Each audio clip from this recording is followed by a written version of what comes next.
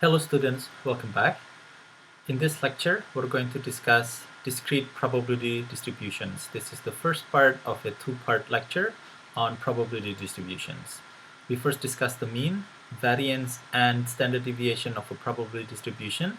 Then we discussed three frequently occurring probability distributions: the binomial, the hypergeometric, and Poisson.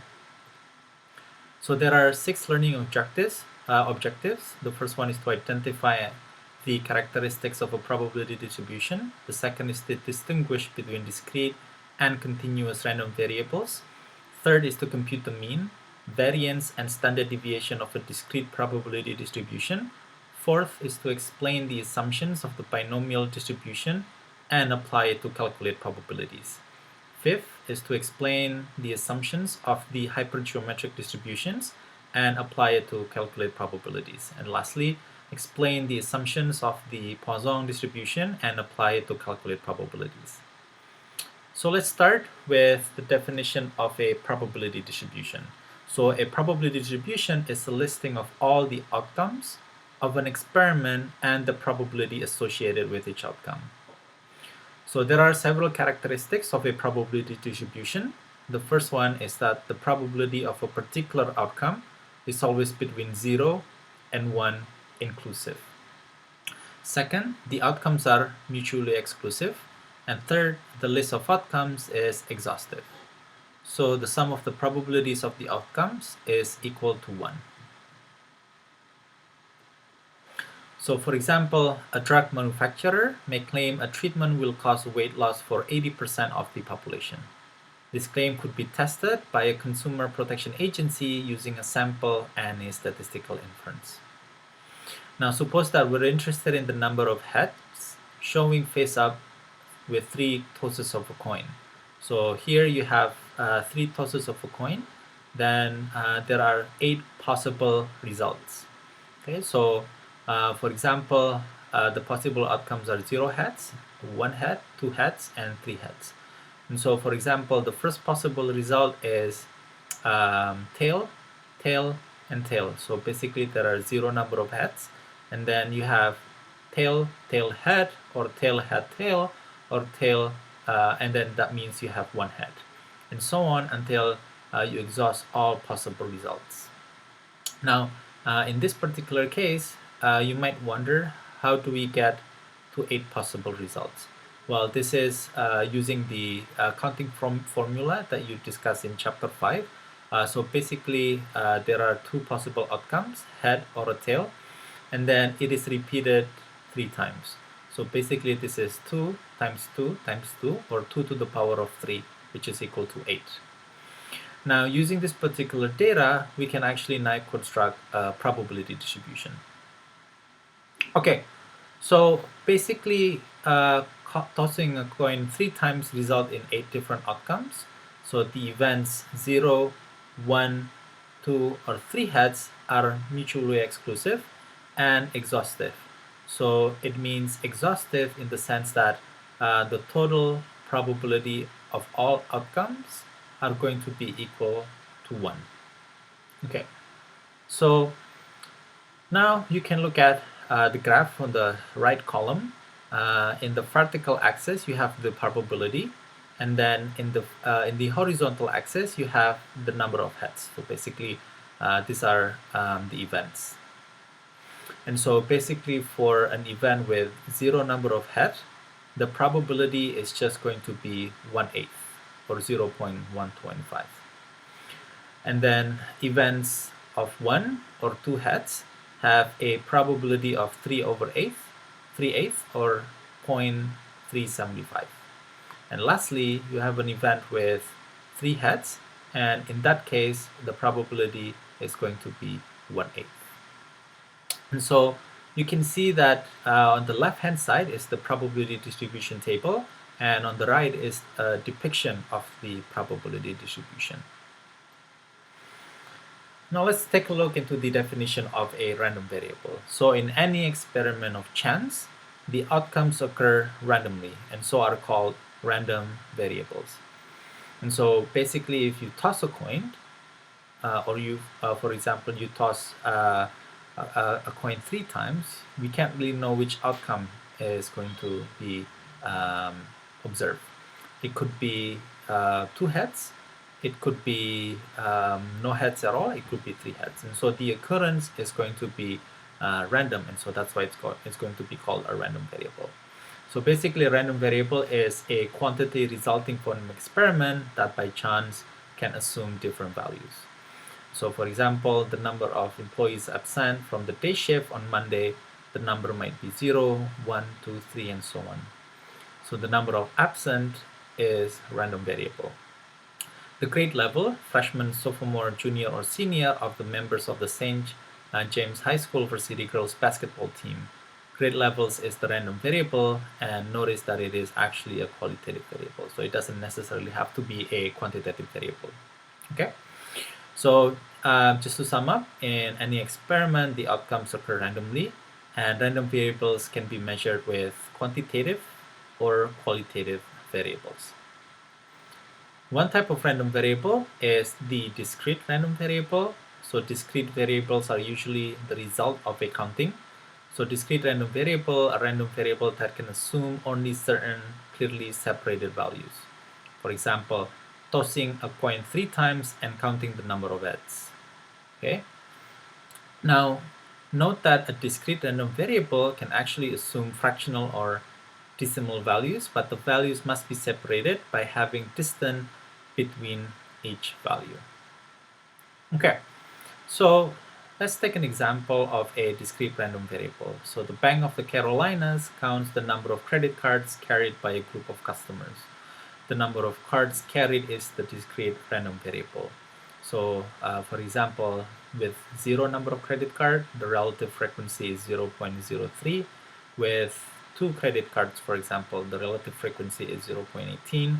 And with 4 or more credit cards, the relative frequency is 0.48. And so basically the outcomes are mutually exclusive and they are mutually exhaustive. So the total probability of the events are going to be 1.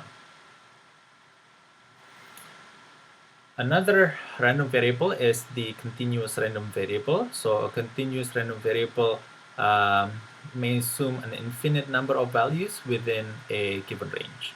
So continuous variables are usually the result of measuring. It could be measuring weight, it could be measuring height. Another example would be the time between flights between Atlanta and LA are 4.67 hours, 5.13 hours, and so on. The other is the annual snowfall in Minneapolis, Minnesota, measured in inches. Okay. So the continuous random variables and the probability distribution of the continuous random variables is going to be discussed in the next chapter. All right. So let's start with the notion of mean and variance of a probability distribution. The mean is a typical value used to represent the central location of the data. The mean is also referred to as the expected value. So basically, the mean of a probability distribution is usually denoted as mu. It's going to be the sum of x multiplied by the probability of x. The amount of spread or variation in the data is going to be the variance. So basically, the variance is going to be the sum of the square deviation of x to the mean, mu, multiplied by the probability of x. And the standard deviation of the probability distribution is going to be the positive square root of the variance. Okay. Let's calculate the mean of a probability distribution. So John Ragsdale sells new cars for Pelican Ford. John usually sells most of the cars on Saturday. He has developed a probability distribution for the number of cars he expects to sell on a Saturday. And so on the table, you can see that there are number of cars sold, x, and the probability of each outcome. And so for example, with 0.1 probability is 0 car sold. With 0.3 probability, there are 2 cars sold or 3 cars sold in the Saturday. And there are several questions that we can answer. What is the type of the distribution? Well, it's the number of cars. Basically, it's a discrete variable, so it's going to be a discrete probability distribution. And how many cars does John expect to sell on a typical Saturday? So that's something that we're going to calculate. Basically, what we're going to do is we're going to calculate by first multiplying the number of cars sold, x, with the probability.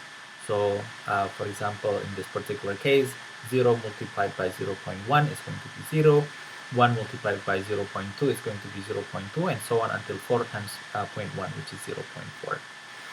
And the mu, or the mean, is going to be the sum of x multiplied by the probability of x. In this particular case, the mean is going to be 2.1.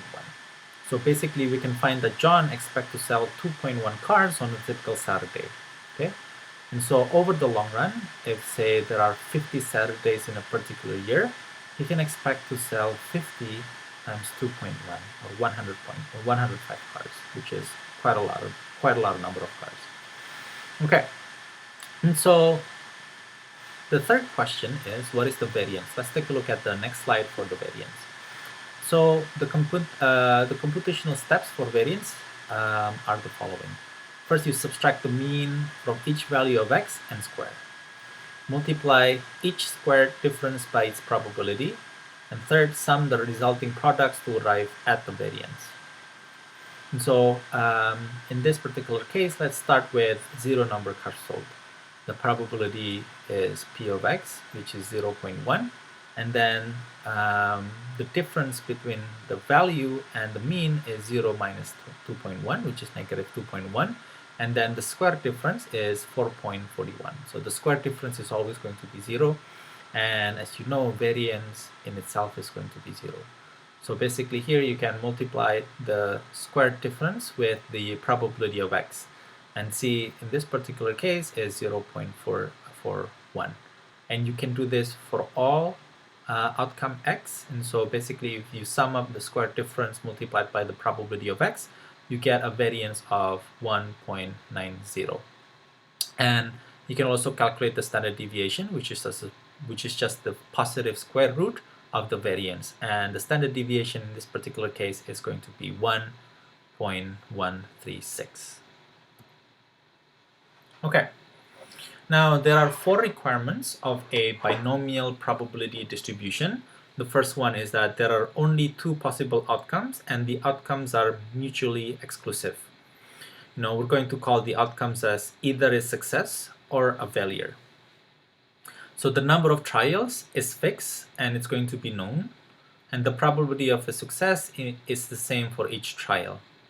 And lastly, each trial is independent of any other trial. So for example, a young family has 2 children, both are boys, and the probability of the third birth being a boy is still 0.50. The gender of the third child is independent of the gender of the other 2. So in this particular case, it's going to fit into a binomial probability distribution. Why? Because there are 2 outcomes. It's either a boy or a girl. Okay, so we can use one as a benchmark. So for example, the outcome is either a boy or not. And if you get a boy, then we can say it's a success. Otherwise, it's a failure. Of course, you can always tweak it for the other side. So suppose you can also define, if you get a girl, it's going to be a success. If you don't, it's going to be a failure. It's just a definition between the binary variable. Okay. And then the number of trials is fixed, of course, and then the probability of success is the same for each trial, which is 0.50, and then the gender of the third child is not going to be dependent on the gender of the first and the second child. And so in this particular case, you can use the binomial distribution. Okay, so use the number of trials then and the probability of success to compute the binomial probability. Now, first, an outcome on each trial of an experiment is classified into either a success or a failure. Second, the random variable is the number of successes in a fixed number of trials. Third, the probability of success is the same for each trial. And fourth, the trials are independent, meaning that the outcome of one trial does not affect the outcome of any other trial. Okay, so again, we have to be careful here that pi, or the probability, is going to denote a binomial population parameter. Okay. All right, so the binomial probability formula is the following. So the probability of x is equal to 9n choose x multiplied by pi, which is the probability of success, um, multiplied by um, the number of successes, and then 1 minus pi to the power of n minus x. Okay, so let's take a look at one example. So recently, www.creditcards.com reported that 28% of purchase at coffee shops were made with a debit card. For 10 randomly selected purchases at the Starbucks on the corner of 12th Street and Main, first, what is the probability that no purchases were made with a debit card? What is the probability that exactly one was made with a debit card? So basically, in this particular case, you have n equals to 10, and then you have pi, which is the probability of a success. In this case, is purchasing purchasing coffee with a debit card is going to be 0.28. And so first we're going to calculate the probability that no purchases were made. So basically it's the p of 0 is equal to 10 choose 0, 0.28 to the power of 0, and then 1 minus 0.28 to the power of 0 minus 10. In this particular case, the probability of 0 purchases were made with a debit card was 0.0374. We can also calculate the probability that exactly one was made with a probability with a debit card. So basically, it's going to be p of 1 equal to 10 choose 1 multiplied by 0.28 to the power of 1, and then 1 minus 0.28 to the power of 10 minus 1. So in this particular case, it's going to be 0.1456. Now, since you know the probability of 0 and you know the probability of 1, you can actually use the rule of complement to calculate, for example, what's the probability that at least one purchase was made with a debit card. You can also know what's the probability of at least one purchases were made by a debit card.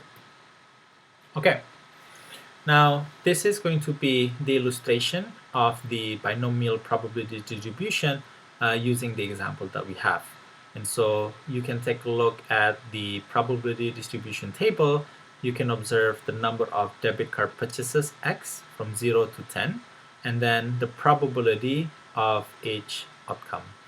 So you can see that the probability is relatively small for the first outcome on the number of debit card purchases.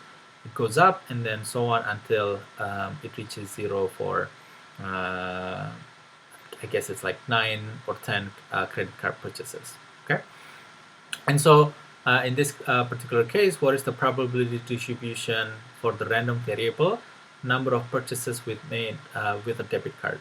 What is the probability that 6 or more purchases out of 10 are made with a debit card? Well, in that particular example, if you want to know the probability that 6 or more purchases out of the 10 are made with a debit card, you can just add the probability of 6 purchases with 7 purchases, the probability of 8 purchases, and so on until the probability of 10 purchases. Okay, that's something that you can do using this formula. Now, there's a good thing about the binomial probability distribution.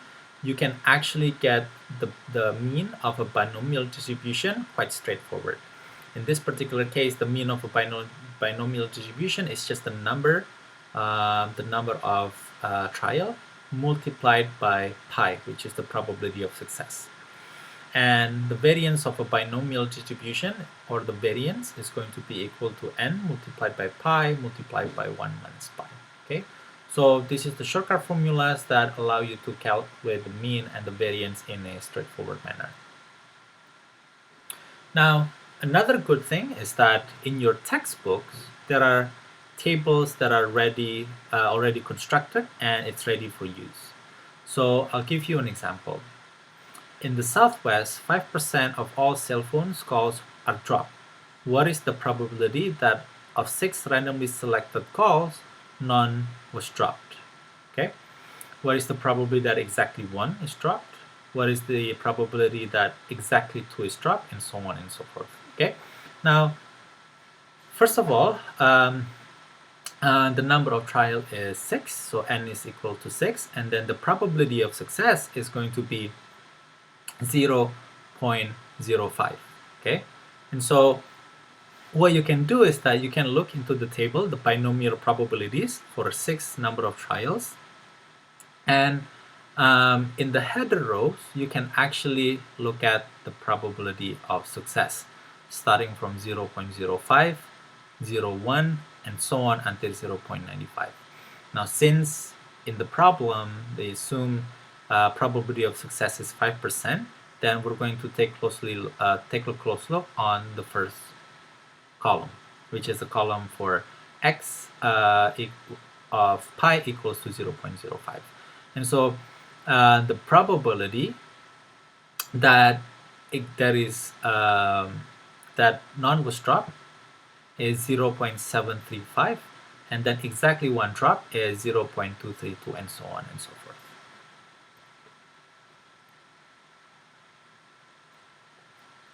Now, since we discussed the probability distribution, we also want to know about the cumulative binomial probability distributions.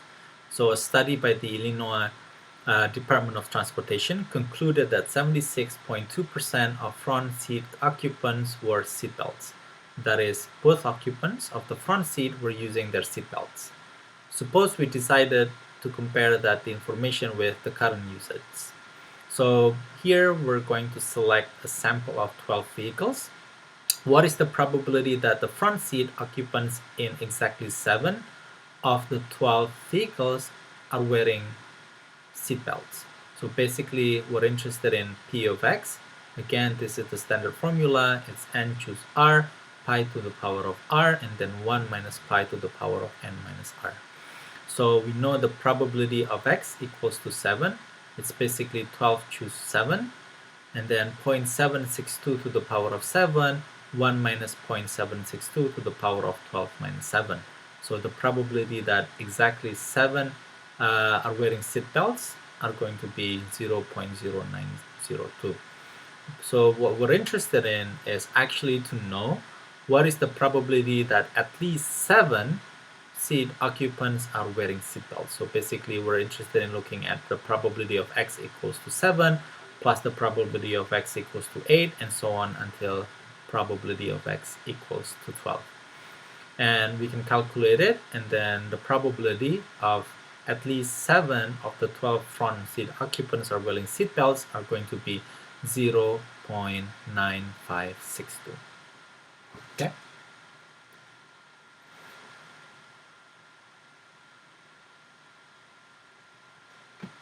Next up, the hypergeometric distribution. Now, when sampling from relatively small populations without replacement, we can use the hypergeometric distribution. Again, this is a sampling from relatively small populations without replacement.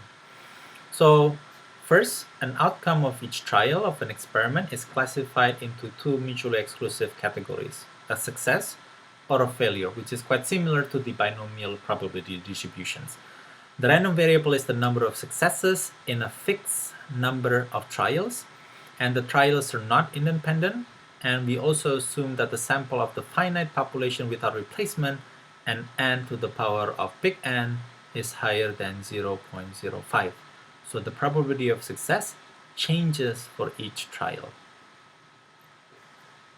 And so the formula for the hypergeometric distribution is the following. P of x is going to be S choose x multiplied by n minus s choose n minus x divided by n choose n, where the big N is the size of a population, a big S is the number of successes in the population, X is the number of successfuls in the sample. It could be 0, 1, 2, 3, and so on. Little n is the size of the sample of the number of trials, and then big C is the symbol for a combination. So as an example, Playtime Toys Inc. employs 50 people in the assembly department. 40 of the employees of the department. 40 of the employees belong to a union and 10 do not. And so 5 employees are selected at random to form a committee. What is the probability that 4 of the 5 belong to a union? So in this particular case, the size of the population, N, is going to be 50. And then the number of successes in this particular case, out of the 50, 40 belongs to a union. So basically, big S here is going to be 40. And then X is the number of successful in the sample, is going to be 4. That's something that we need to calculate.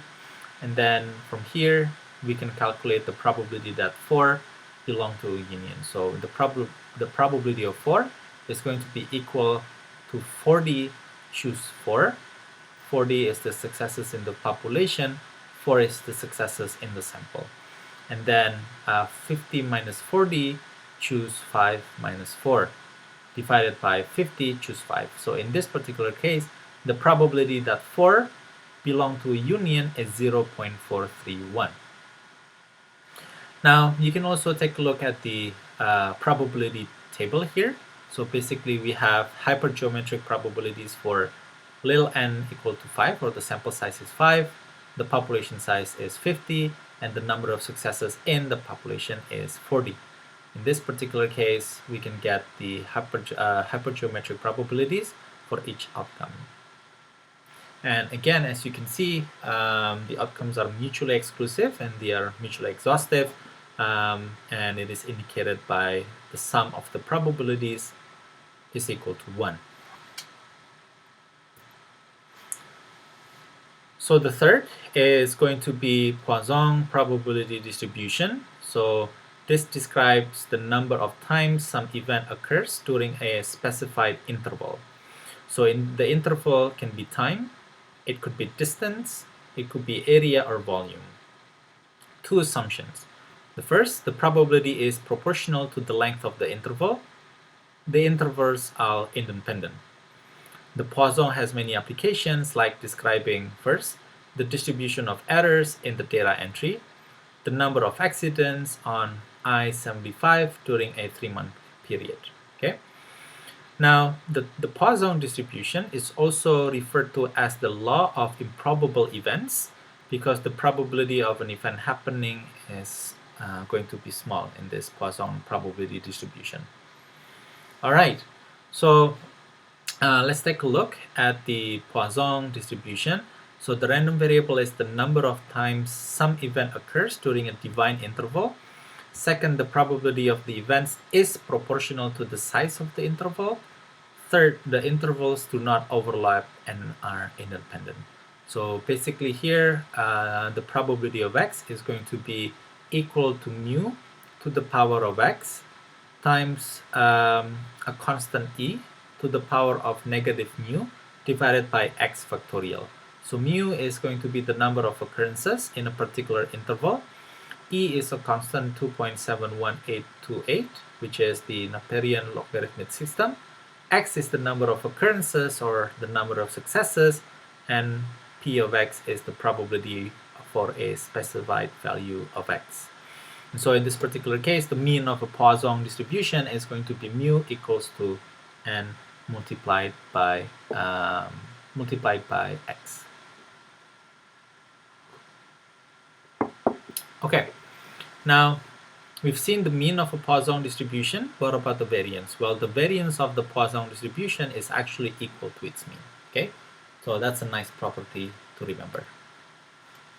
All right, Budget Airline is a seasonal airline that operates flights from Myrtle Beach, South Carolina to various cities in the Northeast. Recently, Budget has been concerned about the number of lost bags, and Poisson from the analytics department was asked to study the issue. She randomly selected a sample of 500 flights and found that the total number of 20 bags were lost on the sample flights. And so in this particular case, the mean number of backs lost is found to be 20 divided by 500, which is 0.04. And so the probability of P of 0 is going to be mu to the power of 0, and then e to the power of negative 0.04 divided by 0 factorial. And now in this particular case is going to be 0.9608. Now we can also calculate the probability that at least one back is lost.